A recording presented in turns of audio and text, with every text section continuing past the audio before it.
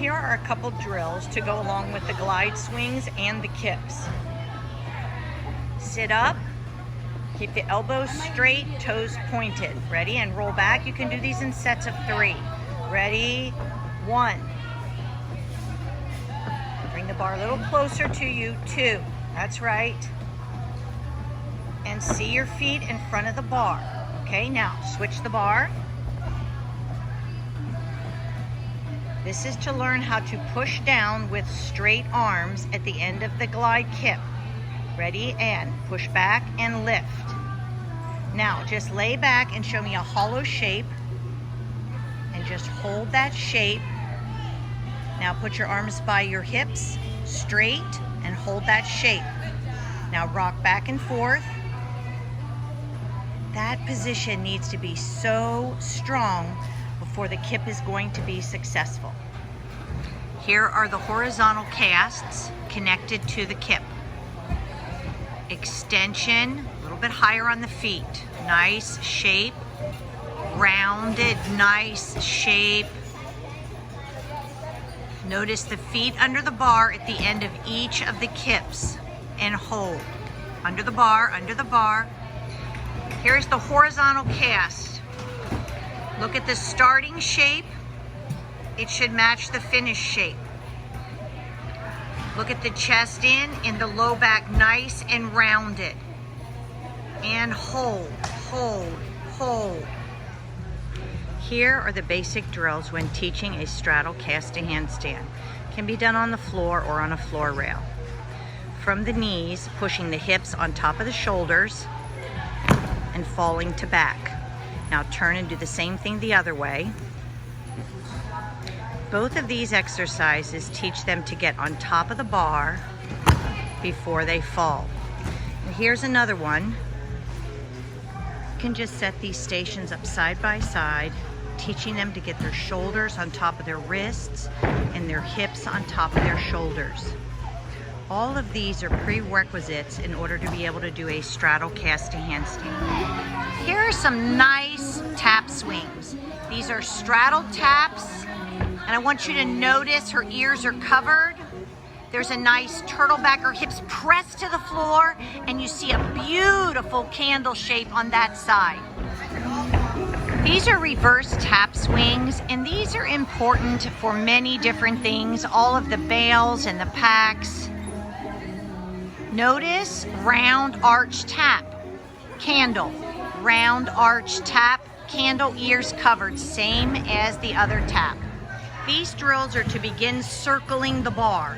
So here we go, back extension, starting from a squat, rolling back to a push-up shape. And you can see the arms are bent a little bit, and hopefully with time, that'll go away. We're gonna have her do it one more time. You have to shift and push down. Push-up shape. Okay, good job. Now let's go from a pike. This is step 2, a little bit harder. Fall to the rear end. Push down on that floor. A little too high. Can you do one more and stay flatter? The key here is to keep the technique excellent. Straight arms right to a push-up. Now here's the final version where this takes many, many months and very good shaping in order to perform this. She rolls back, hips go down, hips go up. And there's your handstand. Let's do that one more time. The chest must stay in when the hands go to shift. That creates an almost straight line. Here's another gymnast doing the same skill, a little more advanced. You'll see more of the straight arms. Bend your knees, starting to tuck. Now watch the arms as she shifts and pushes down. That's what we want to see. And it doesn't start off like that. It'll start off with a small elbow bend, but we want to get it to straight arms. This is for the kipping, the casting, and the circling. Now she's going to do it from a pike shape. Very good. Before starting on the Forester bar, you want to start on the floor. So here's the back roll to a push-up position. You notice the hands turn in and flip back to front. Go do it one more time. Nice shape as she rounds, See the hands switch back to a push-up shape. Now we're going to do it in the pike position.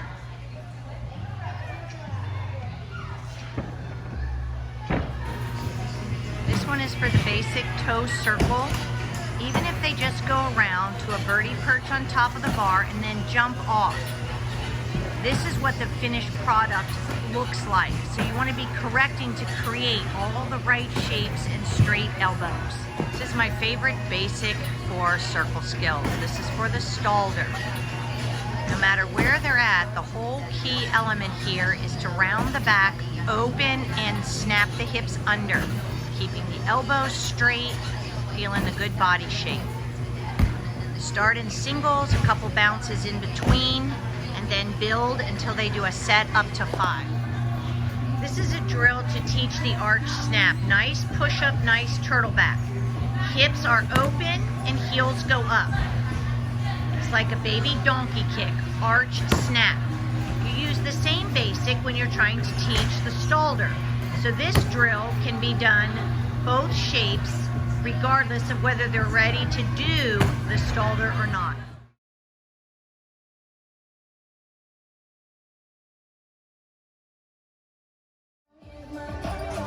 One, 2, 3. Now do 5 open close in the straddle. Tight, tight. Ears are covered. And then right up to your chin hold. 1, 2. Squeeze those feet. 3, 4, 5. Low bar sequence. This is our second example of a bar routine. We're going to start with the glides. Such an important skill and very hard to do even with higher level gymnasts, but it's worth it. Then hold and just do 5 open close. And then kick up. You can kick up, so that's okay. Now hold that. Open your hips a little more. Hold for 5. Very nice. And go on up to the high bar. Now 5 tap swings, working on shapes and tapping, opening the hips. Excellent tap swing. Yes. Great. Then on the last one, you're just going to turn around. And then you're going to do 5 front tap swings. Open. Hold your feet up on the front side. Hold them up. Hold them up. Try not to open to an arch. There you go. Then up and pull your chin up and hold for 5. And coaches, gradually try to take all of these to 10s. Great job. This is an endurance routine for grip strength. It can be watered down or added to whatever time of the season and whatever level.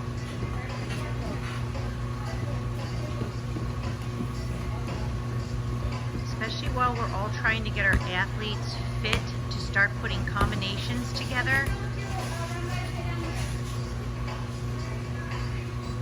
These are all approximately in 5s, either 5-second holds or 5 repetitions. As non-stop as possible. And it's amazing when I first started this, how hard and challenging it was just to keep their grips hanging onto the bar by the dowels. Because the forearm strength and grip strength is weak, that's why a lot of kids death grip the bar.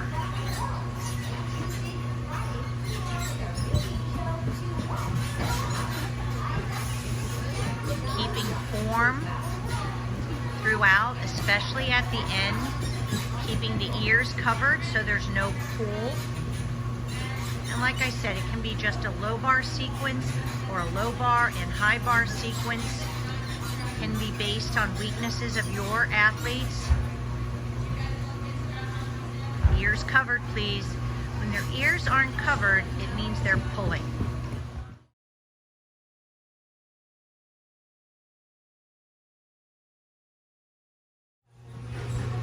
We're going to now do the different handstand shapes and ways to get there. Start off with a tuck position on the floor, rounded turtle back, ears covered. See that nice shape? Now she's going to do a set of 3 tuck to handstands, and always looking for wrist, shoulders, hips, and toes. Then the next level will be pike to handstands, same thing. Watching and helping them stack up wrist, shoulders, hips, and then feet.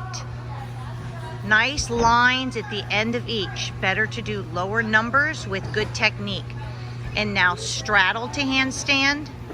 Looking for the same shape all the way around. The legs close very crisp at the top.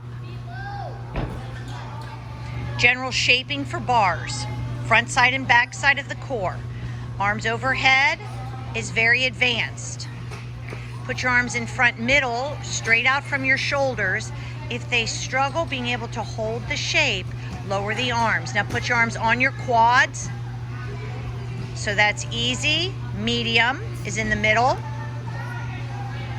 And then overhead is hard. Now you notice she's going to the right and to the left because you want to get your obliques on both sides. Now we're going to turn over to get the back side of the core. Same thing, nice hollow rocks. Reaching the arms as far forward. Arms wide out to the side is easier. All the way down by your hips is the easiest way. So if the shapes aren't maintaining or they're struggling, lower the height of the arms. Here's the beginning of creating a handstand shape. Start in a pike position, making sure again that everything is stacked up. Wrists, shoulders, hips. Let them feel that shape, hold that shape. Now lift one leg up and hold that shape. Then switch legs.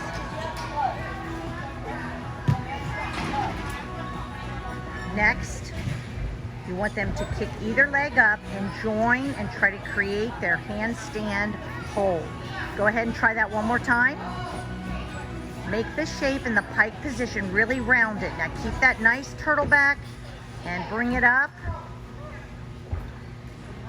Excellent. Okay, this is how to shape a handstand. We're going to start face to the wall. And it takes time, but this is a great way to practice. First of all, they should be looking at their hands. Then you see the nice rounded turtle back with the hips pressing against the wall, which as we go up, if done correctly, the feet will be off the wall. Squeezing the inner thighs. Look at that nice shape. Now she's going to turn it around. She's going to create the same shape, which is a little bit harder this direction. They get their hands in as close as possible. Get that nice upper back pushing towards the wall. Hips are pushing away from the wall. Knees tight, toes pointed. The handstand, just another shape that you cannot do enough of. Go ahead. So for every event, they need to be able to feel their body. Fingers are gripping the floor. Shoulders are on top of wrist. Ribs are way in, pressed through the back. Hips are flat. Knees are locked. Toes are pointed. Great shape. Now we're going to take it to the bar. Even if it's spotted or takes a few tries, in order to be able to do cast handstands and handstand work on the bars, it is important to learn how to just hold a handstand on the bar. Good job, Darielis. Leg lifts, half leg lifts and full leg lifts. Both are extremely beneficial. I love doing the alternation of both of them. One is good for your kipping action, one is good for your giant plus action. I would rather see straight legs and pointed toes than actually touching the bar if they're not able to. This is for grip strength as well as understanding front and back grip. Keep the arms straight, head looks straight ahead, keep your ears covered. Ears covered, arms straighter, straighter. Yes, good form at the bottom also, but working hard to not use the elbows. Just let go and turn. Let go and turn. Much better. Yes. There. Now, coaches, you see the difference with straight arms and you see the difference with bent arms. The goal is straight arms as quick as possible. Okay, these are chin levers, which should be spotted if they cannot do them with flat hips. The key here is to keep your chin above the bar without touching, and flat hips on the way up, flat hips on the way down. And like I said, if they're not capable, spot the proper shapes. Thank you. Being able to turn upside down and keep your hips flat. The jump to candle is one of the best drills. Start in a shape coming out of a toe handstand, getting ready for a round off back handspring. And when you hit the mat, try very hard to not let your backside touch. That's correct. Now do 3 connected in a row with legs together. Up, drive down. Up, drive down. Then this shape right here becomes a memory position. Press handstand, very critical skill. Ready? This is being able to lift your own body weight in the 3 different phases of learning a press handstand, and now do a bounce to handstand. Even when they can't do the press yet, that is a very good basic, and then press down. There are all the different phases of getting the press handstand.